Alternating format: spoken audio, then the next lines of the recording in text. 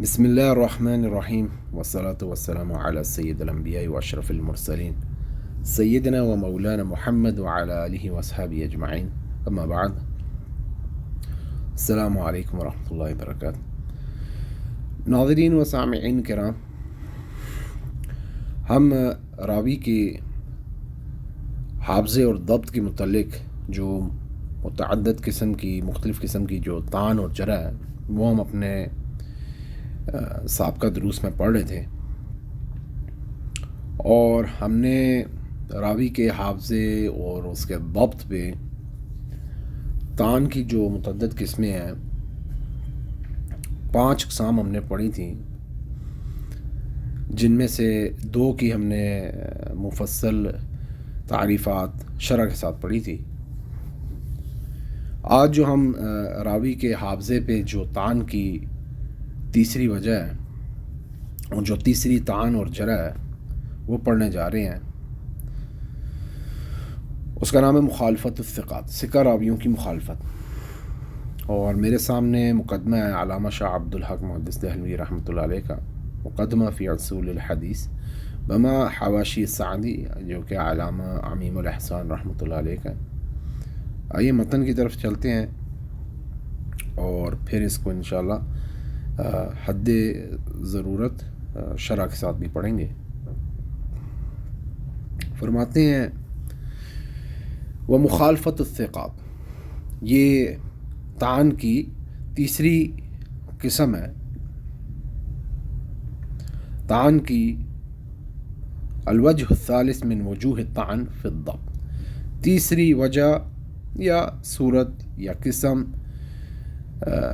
راوی کے حافظے اور ضبط میں طعن کی، یا وجوہ طعن میں سے جو طعن اور جرح کی مختلف وجوہات ہیں ان میں سے تیسری قسم ہے راوی کے حافظے اور ضبط پر، جو اس کے حافظے اور ضبط میں مختلف وجوہ طعن کی اور جرح کی وجوہات ہیں ان میں سے یہ تیسری قسم ہے۔ شارح علیہ رحمہ فرماتے ہیں، شاہ عبدالحق محدث دہلوی فرماتے ہیں ومخالفت الثقات فی الاسناد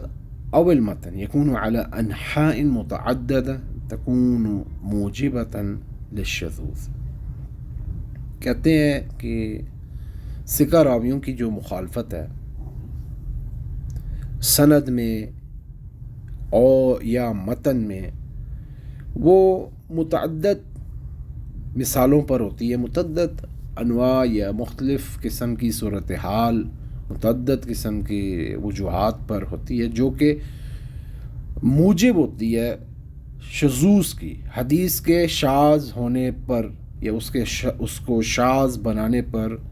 موجب ہوتی ہے۔ ان وجوہات کی وجہ سے یہ واجب ہو جاتا ہے کہ یہ جو حدیث ہے یہ شاذ ہے، یہ وہ قرائن ہے، یہ وہ اسباب ہے جن کی وجہ سے یہ حدیث شاذ کے زمرے میں آ رہی ہے، اس میں یہ شذوذ اور یہ غرابت اور اجنبیت پائی جا رہی ہے۔ یہ کہہ سکتے ہیں، جیسے ہم کہتے ہیں نا بہت ہی شاذ و نادر، تو یہ شذوذ کا عربی میں معنی ہوتا ہے کہ بہت ہی اس میں شذوذ اور ندارت پائی جا رہی ہے، اور یہ اسباب ہیں۔ ان کی مختلف انحاء، نحو کی جمع جس کا معنی مثل بھی ہوتا ہے، یعنی اس کی بہت سی متعدد امثال ہے کہ کسی وجہ سے بھی ہو جاتی ہے۔ جیسا کہ ہم نے سابقہ دروس میں حدیث مضطرب کی بحث پڑھی تھی کہ حدیث مضطرب کون سی ہے، آپ کو یاد ہوگا، آپ پچھلے سابقہ دروس دیکھیں، اس میں حدیث مضطرب کی بحث پڑھیں، یا اردو میں مضطرب پڑھتے ہیں کہ حدیث اضطراب ہے اس میں، کیونکہ کوئی اس میں وجہ ترجیح نہیں پائی جاتی کہ اس مختلف حدیثوں کو ترجیح دے کے کسی حدیث پہ حکم لگایا جائے قبولیت کے اعتبار سے۔ جب ترجیح نہ ہو پا رہی ہو، کوئی قرائن بھی نہ ہو، اور مختلف احادیث ہوں ان میں اختلاف پایا جا رہا ہو، متن میں، سند میں کسی بھی وجہ سے راویوں کی تقدیم اور تاخیر سے، متن میں تقدیم اور تاخیر کی وجہ سے ایک جگہ کے راوی دوسرے جگہ کے راویوں سے بدل دیے جائیں، ایک جگہ کا متن دوسرے جگہ کے متن سے بدل دیا جائے، یا کتابت کی غلطی ہو، اسماء میں غلطی ہو، کتابت کی ہو، وغیرہ وغیرہ، یعنی مختلف ہم نے اقسام پڑھی تھی حدیث کے مضطرب ہونے کی، یا اس کو مضطرب کیوں کہا جاتا ہے۔ پھر تو آپ وہ بحث لازمی دوبارہ سے اس کا مراجعہ کریں، میں تو صرف آپ کو وضاحت کر رہا ہوں۔ اور اس میں پھر شاذ کا حکم بھی آ جاتا ہے کہ حدیث شاذ کہلاتی ہے ایسی صورت میں کہ یہ ایک شاذ کی صورت حال بن جاتی ہے کہ ثقہ راوی، مطلب اس میں تو خیر ترجیح نہیں، وہ دونوں ہی ایک درجے کی حدیث متطرب میں تو مضطرب کا حکم ہے، کیونکہ وہاں ترجیح کا کوئی قرینہ نہیں ہے کہ کس کو ترجیح دی جائے، تو وہ پھر حدیث مضطرب کہلا جائے۔ اگر کہیں ترجیح ہو جائے کہ کہیں سے اس کو ایک حدیث مختلف حدیث کو تقویت مل جائے کسی سبب سے، تو پھر اس کے اوپر شاذ کا حکم لگا دیا جاتا ہے کہ اس حدیث کو ترجیح مل گئی ہے، یا وہ اس کے مخالف جو حدیثیں ہیں وہ مطلب وہ اگر ثقہ راوی سے راوی، کیونکہ شاذ حدیث میں ہوتا ہے، آپ نے تعریف یاد ہو کہ ثقہ راوی اپنے سے زیادہ ثقہ راوی کی مخالفت کر رہا ہوتا ہے، منکر میں ضعیف راوی اپنے سے کم ضعیف راوی کی مخالفت کر رہا ہوتا ہے۔ لیکن یہ ثابت کرنے کے لیے کچھ قرائن ہوتے ہیں، کچھ ترجیحات کے قرائن اور اسباب ہوتے ہیں، دیکھا جاتا ہے اس کو ٹٹولا جاتا ہے، پھر اس پہ حکم لگایا جاتا ہے کہ کیونکہ اس کے مقابلے میں ہمارے پاس کچھ نہ کچھ احادیث کچھ دلائل موجود ہونا لازمی ہے کہ ہم اس کے اوپر شاذ کا حکم لگائیں یا منکر کا لگائیں۔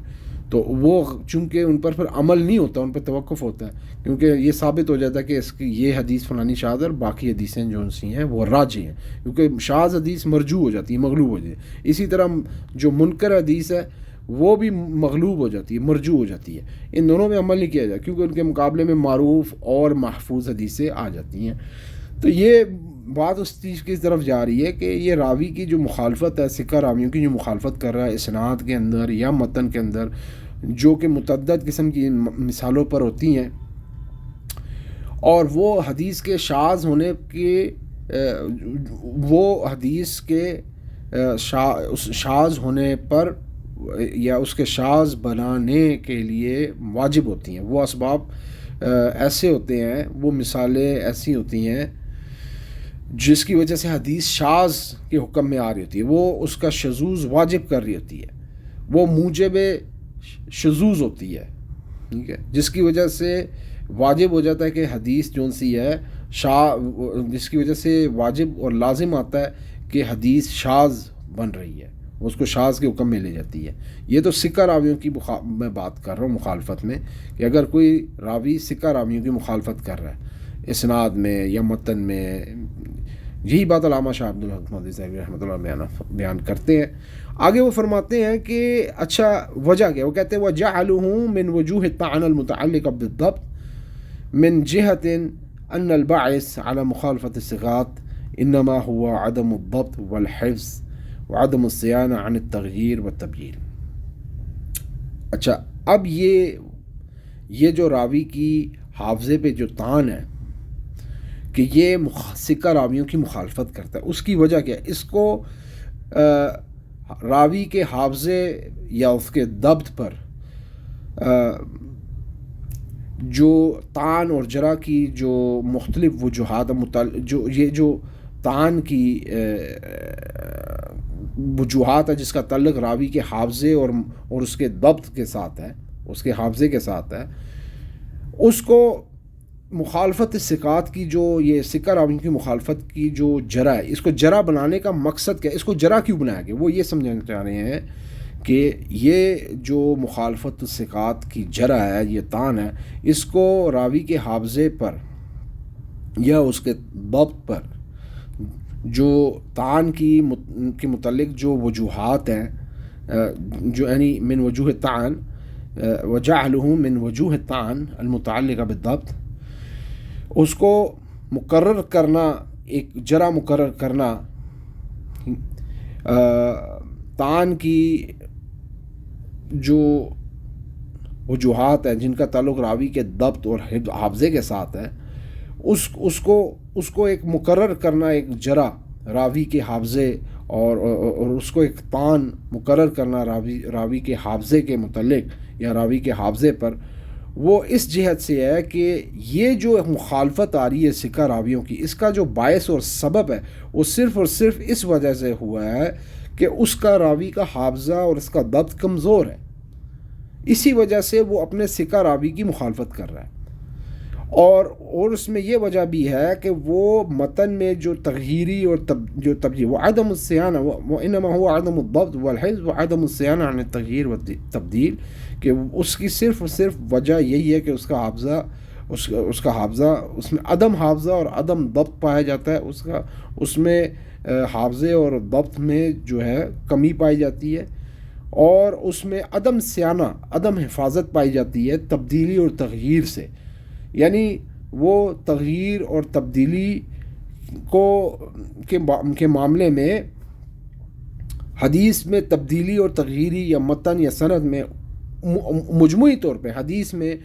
اس کو تبدیلی سے بچانے اور اس کو یا تغیر سے بچانے میں اس میں کمزوری پائی جاتی ہے، اس میں وہ عدم موجودگی پائی جاتی ہے اس حفاظت کے ملکہ کی، اس خاصیت کی کہ وہ حدیث میں تبدیلی اور تغییر سے حدیث کو محفوظ رکھے، یعنی اس میں یہ بھی کمی ہے۔ عدم الصیانہ کا معنی ہوتا ہے، صیانہ کا معنی ہوتا ہے کسی چیز کی حفاظت کرنا، پروٹیکشن کرنا، ٹھیک ہے۔ عدم صیانہ یعنی اس کا الٹ،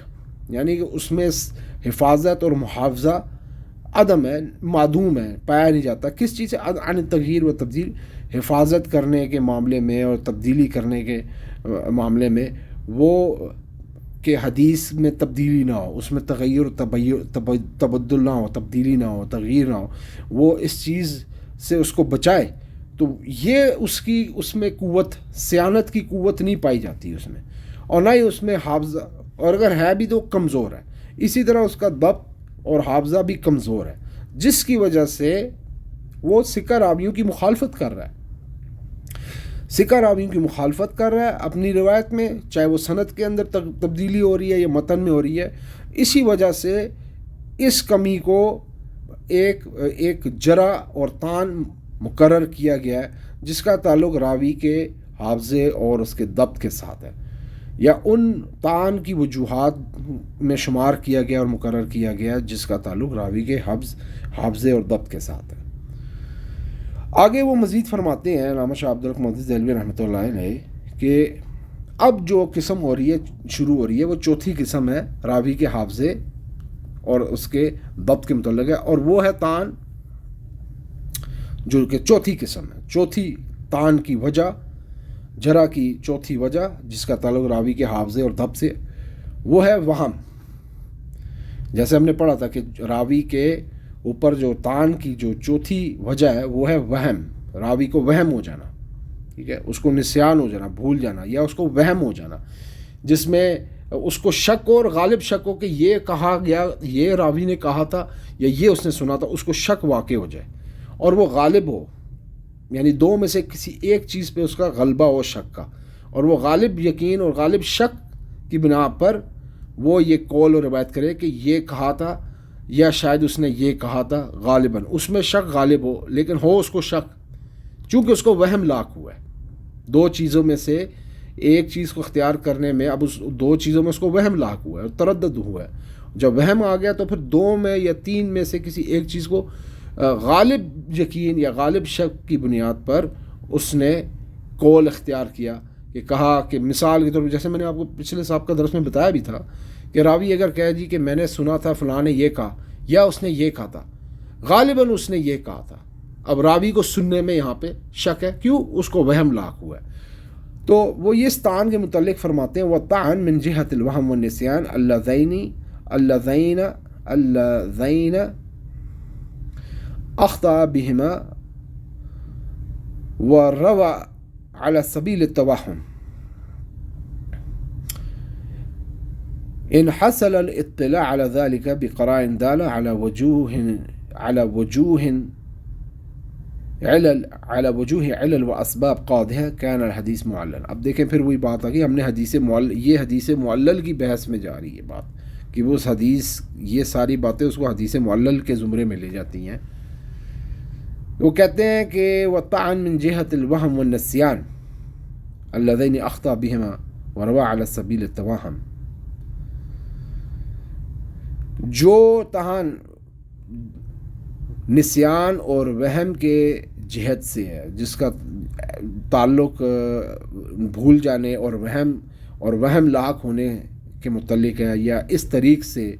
جو طعن ہے، یعنی جو راوی کی حافظے پر جو جرح کی چوتھی قسم ہے جو کہ وہم اور نسیان کی ہے، وہ طعن من جهة الوهم والنسيان اللذين أخطأ بهما وروا على سبيل التوهم. وہ طعن، وہ جرح جو وہم اور نسیان کے راستے سے ہیں، جس کی وجہ سے وہ دو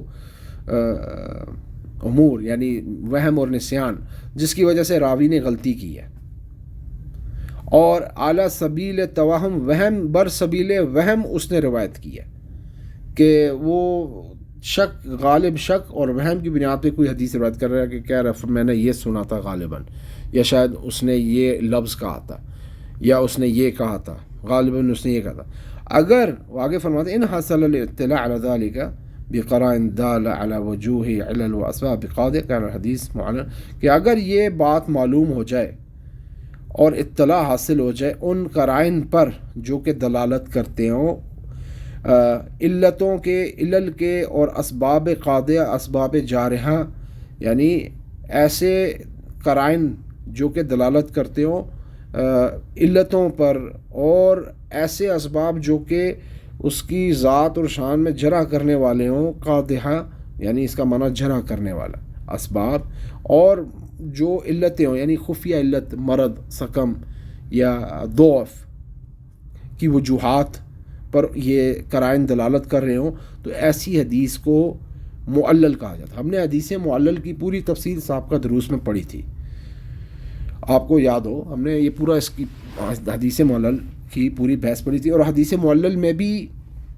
ایک صورت، ایک وجہ یہی ہوتی ہے کہ راوی کو وہم پڑ رہا ہوتا ہے.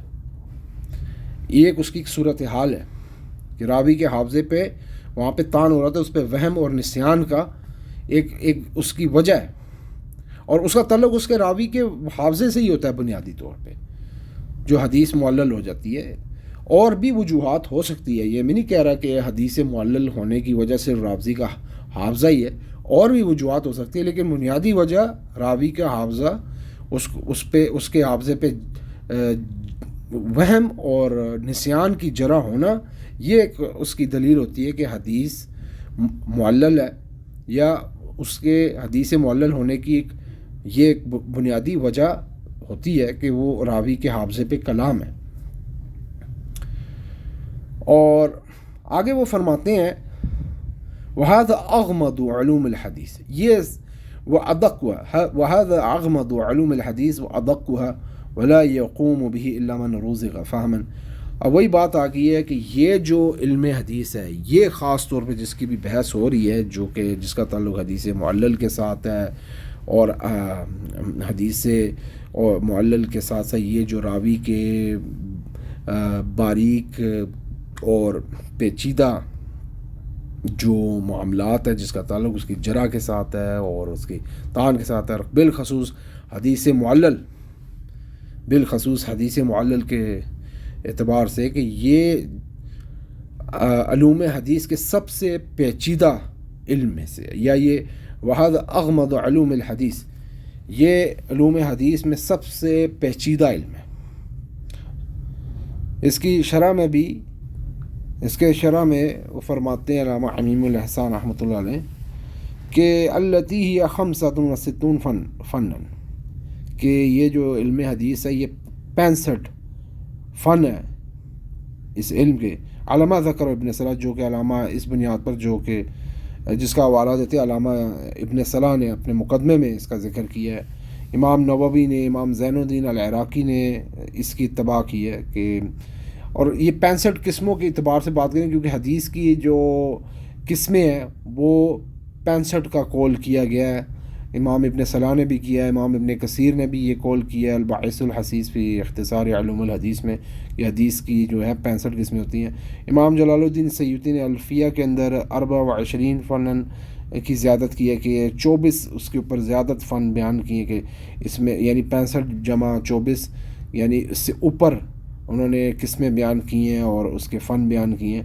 اور فعنده 89 فنن، یعنی امام جلال الدین سیوطی کے نزدیک جو ان سی ہے 86 قسمیں حدیث کی.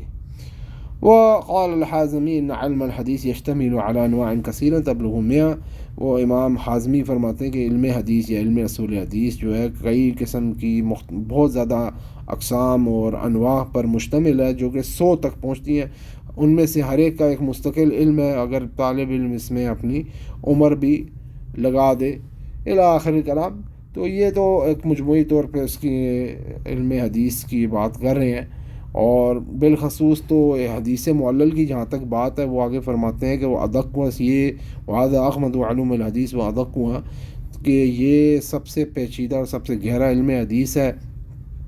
اور اس میں سب سے باریک ہے، یعنی حدیث معلل اور حدیث معلل کی پہچان کرنا بالخصوص. ولا یقوم به الا من رزق فهم،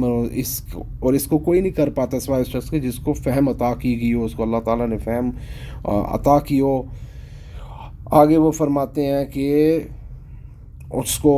وحفظا وواسعا ومعرفة تامة بمراتب الروات واحوال الاسانید والمتون كالمتقدمین من ارباب هذا الفن الى ان انتہا الى الدارقطنی. وہی کہتے ہیں کہ یہ وہی شخص کر سکتا ہے جس کو اللہ تعالیٰ نے فہم دی ہو، جس بندے ان علوم کے ساتھ وہی قیام کر سکتا ہے اور ان میں مشغول ہو سکتا ہے جس کو اللہ تعالیٰ نے، یا مجازی طور پہ وہ کہہ رہے ہیں کہ جو رزق دیا گیا ہو، ظاہری بات اللہ پاک کی ذات رزق دینے والی ہے، جس کو فہم دی گئی ہو، جس کو علم دیا گیا ہو، اس کو حافظ واسع بہت بڑا حافظہ دیا گیا ہو، اور اس کو مکمل معرفت ہو تمام راویوں کے مراتب کی اور متون اور اسانید کی احوال پر وہ اچھی طرح مطلع ہو، اور اس کا علم ہو، کامل علم ہو جیسا کہ متقدمین کا تھا. من ارباب هذا الفن، جو اس فن کے ارباب رب مانے جاتے، یعنی اس فن کے وہ ماہرین اور کابرین میں شمار ہوتے تھے. اعلان انتہا الی الدارقطنی، یہاں تک کہ امام دار قطنی تک یہ علم آ کے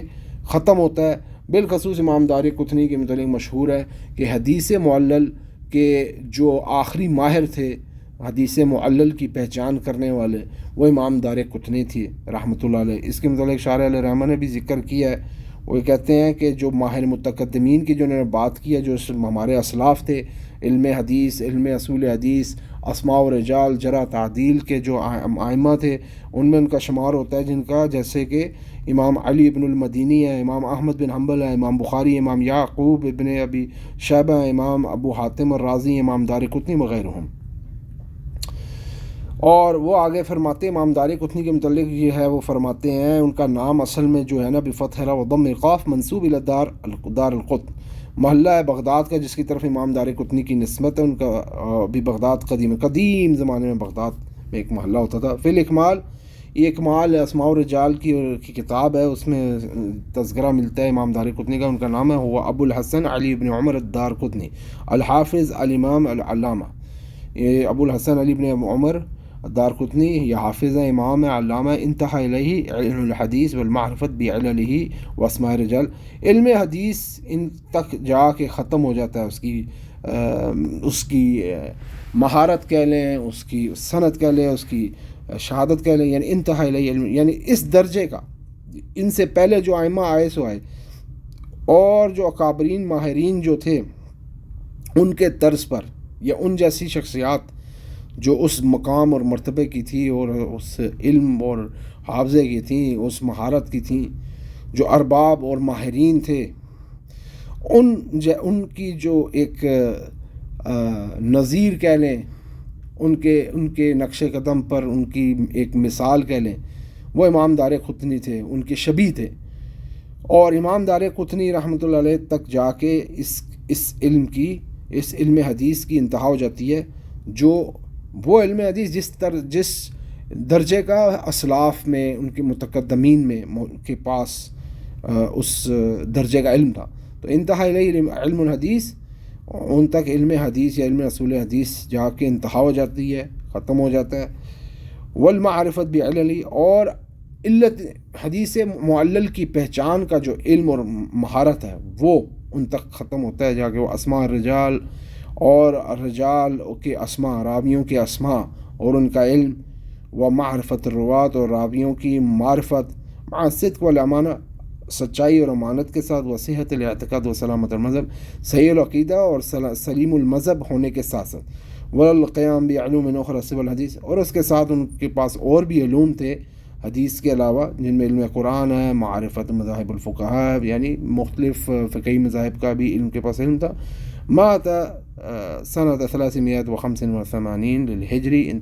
385 ہجری میں وہ فوت ہوئے ہیں. واللہ اعلم. انظر الاکمال ابن نقطہ والانساب لسمعانی، یہ 2 کتابیں ہیں جو اسماء و رجال اور تاریخ کی، جن میں ان کے احوال ملتے ہیں. تو یہ ہمارا جو